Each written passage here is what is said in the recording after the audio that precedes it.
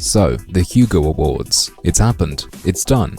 And it's confirmed to me that they are broken. I do not read sci-fi. I don't know anything about any of the authors who are nominated or their books, but somehow I was able to follow what was going on. I shouldn't have been able to though, should I? But I could, because knowing about sci-fi is irrelevant to the Hugo Awards. At least this year, as I haven't looked at it before. Let's quickly summarize what's up before I continue commenting. There's the idea that the Hugos are stacked against people of certain viewpoints or political perspectives. So to counter that, you have a slate, or maybe two slates, but I think the key one is sad puppies. And the idea is, if you go for these suggested nominations, they'll get through. And this year they did. It worked. And as far as I'm concerned, it turned into the Sad Puppy Awards. As a complete outsider, not caring about the awards, not caring about sci-fi in general, it showed me that the Hugos are a political battleground, not something to do with love of sci-fi. Let's look at a couple people's different approaches to dealing with the Sad Puppies slate. First, we'll look at George R.R. Martin talking about it back in April. I hate what the puppies did. It was based on false premises,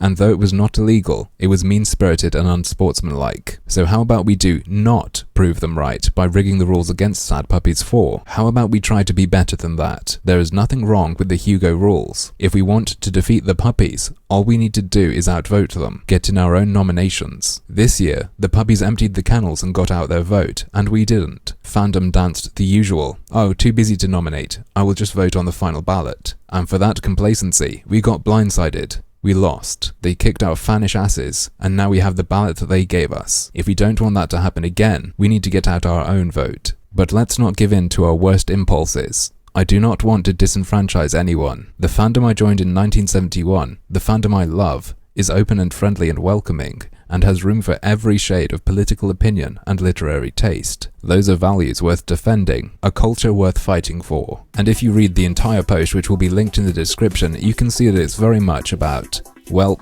yeah, they did this. Nothing we can do now. People need to remember to get their nominations out next time, but for now, don't be petty. If you think a category deserves no award, then vote that, but don't just do it to counter them, which I think is perfectly reasonable. The people putting in nominations, they paid to be able to do that. They can do what they want, they followed the rules. Maybe don't try to turn it into a political battleground above all else. Demonstrate to them that the basis on which they put the slate together was false. There isn't another side working against them just because of their political views.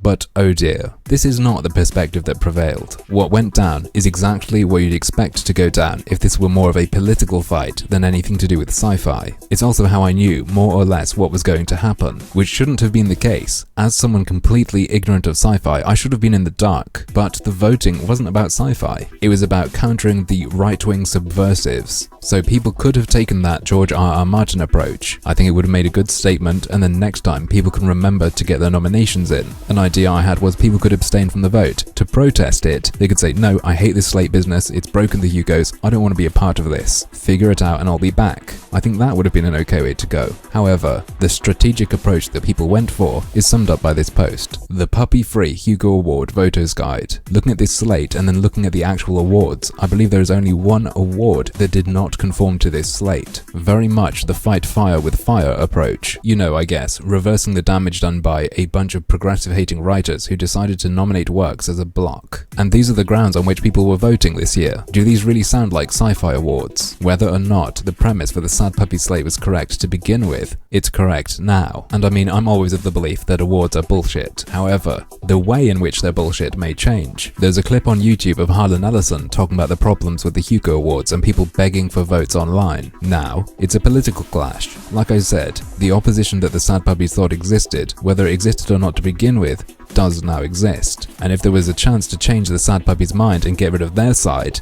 it's gone. You fucked it up. This is very, very bad for people who care about sci-fi, but for myself and others who don't, the Hugo Awards have become, I suspect for the foreseeable future, something much more interesting. But, as usual, that's just another one of my harmful opinions.